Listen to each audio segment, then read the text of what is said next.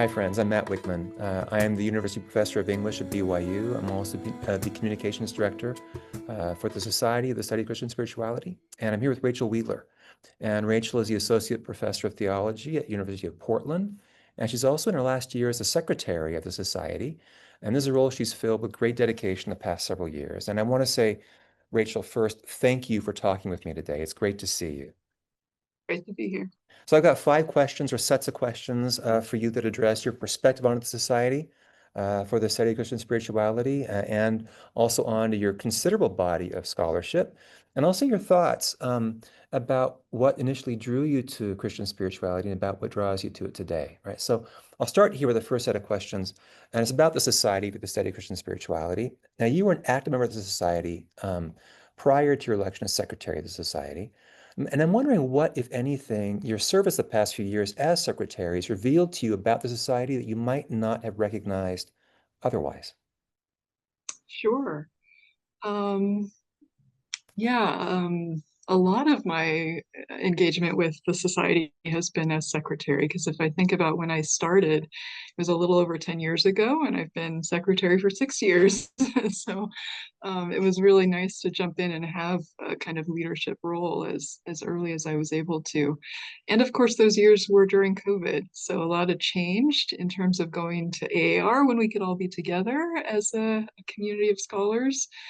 So that has significantly changed things. But I think what I've noticed from the beginning of my involvement with the society until this moment is that I started as a graduate student at the Graduate Theological Union. It felt like the hotbed for Christian spirituality studies. I knew a lot of important people there, Sandra Schneider's, Arthur Holder, and felt like that was the place. And I think over my years of being involved, I've grown to appreciate that there's so many places where Christian spirituality is being valued and studied and promoted, and that's been a natural, probably growing up process for me to think it's not just about my own little academic community information, but actually a broader and international enterprise. So that's been really gratifying to be a part of. Very much so. Including now where you work, you brought the society with you to your university, which is great. All right. Yeah. So you work in an area, it's a very rich area of study, kind of a hot area known as eco-theology, or in your case, more specifically, eco-spirituality. So I'm wondering, was this your area of study, say, a decade ago? And if not, what drew you to it? And if it was your area, I'm curious what's changed in it over the past 10 years or so. Yeah, that's a great question. I think it was implicit in what I was interested in 10 years ago, but I didn't have a name for it or an idea that there was a emergent disciplinary field to do that work in.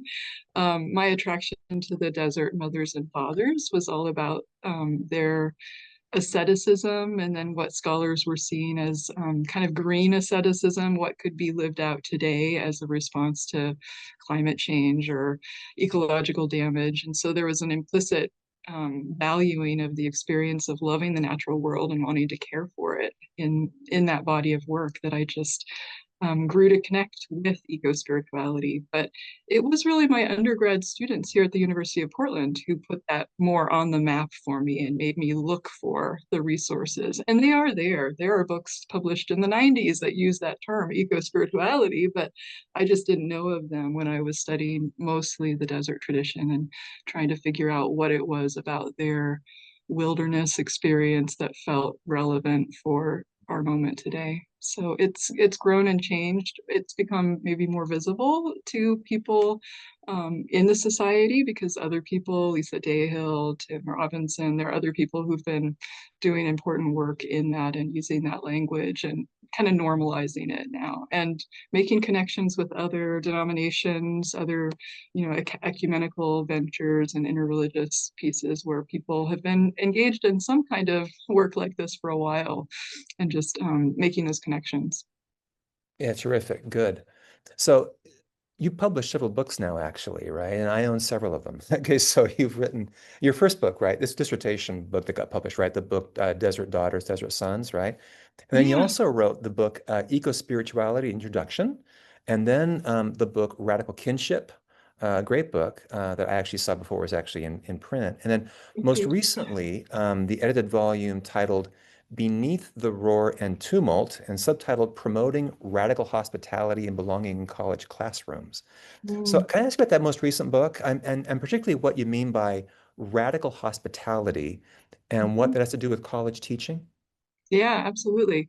So this was a project I took on during my sabbatical year this last year, and it was working with a colleague who was entering her first year of retirement. So the two of us had a lot more time than usual to spend together, and we were just thinking about well, to give a little bit of the backstory, there's this thing called collegium that draws together a lot of Catholic professionals in faith-based institutions. And there was a real focus on sacramental imagination over the past years that that colloquium has met, and a real hunger for the prophetic imagination. And so this book kind of coalesced around that need to talk about and to really flesh out what are the practices of holding prophetic imagination in our college campuses. And it kind of clustered around this idea of hospitality, that we are offering a place where critical dialogues can take place in our classrooms, and we're meeting students around really difficult issues that they may not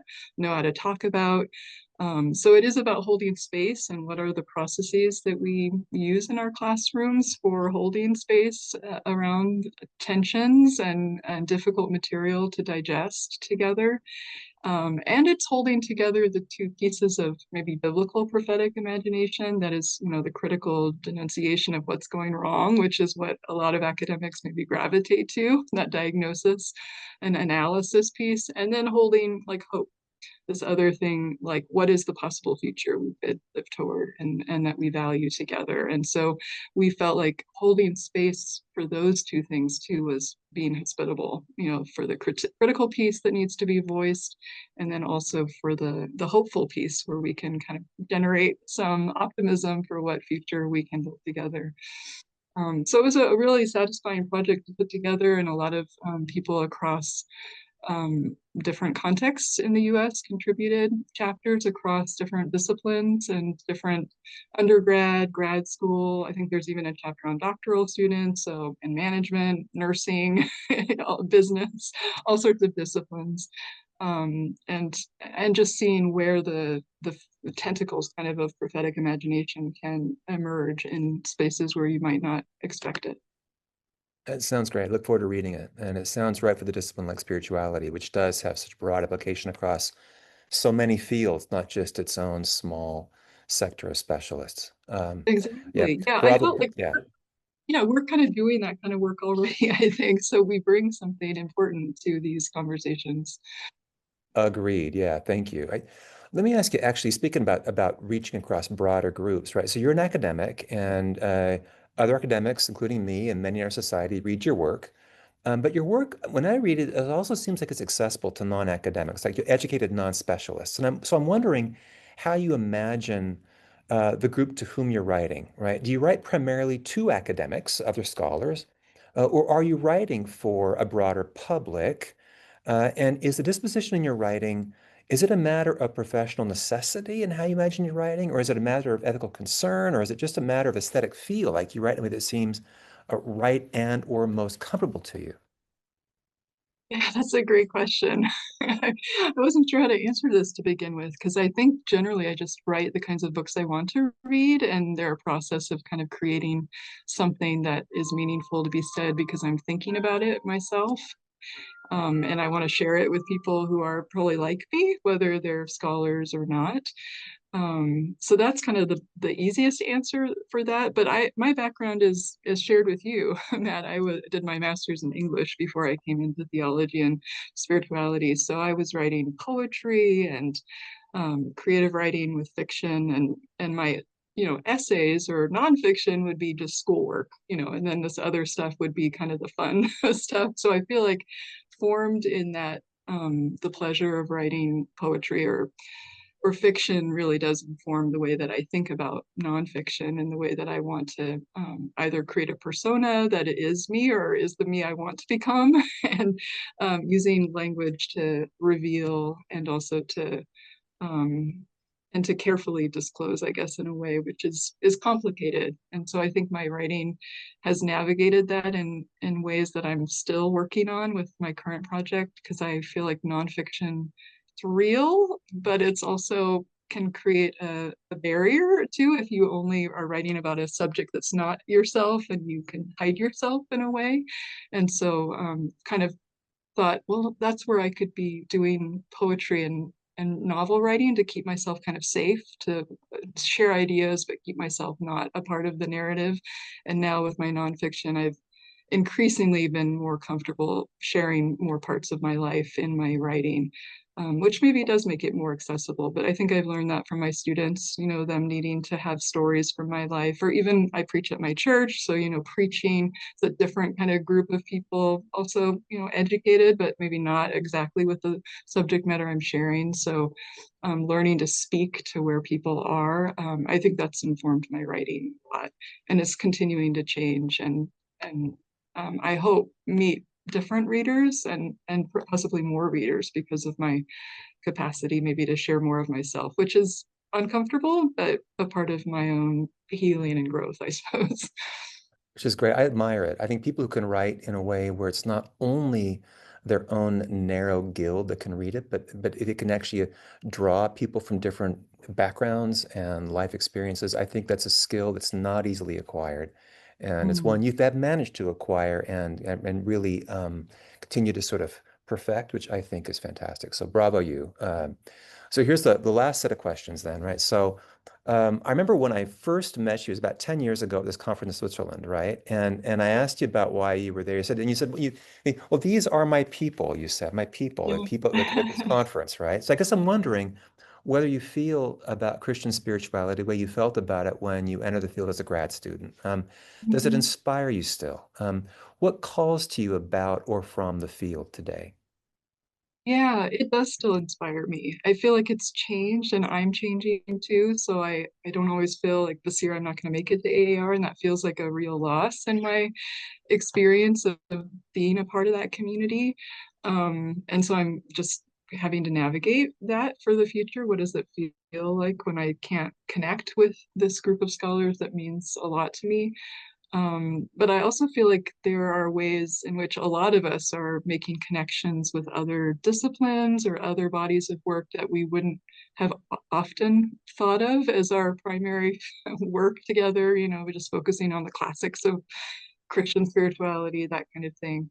It does feel like it's becoming more interdisciplinary, and it feels like there will remain more room for people like me and my interests that are beyond maybe the classics. Or, I mean, I am still kind of rooted in the desert spirituality, all of that kind of thing. That does make me feel like I have a place there, but I also feel like there are also other things that are of interest that I want to bring to it, and I feel like there is room for it, and it feels like the guild then is changing too, because it's making more space for a lot of different people bringing different connections and different interests.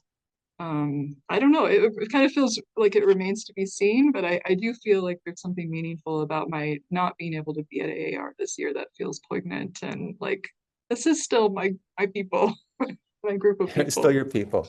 Well, Yeah. yeah, I'll be there this year. We'll miss you, because you're such a central part of the society. But this is such a great conversation. Thank you so much, Rachel, for the conversation and mostly for your work in society. It's terrific.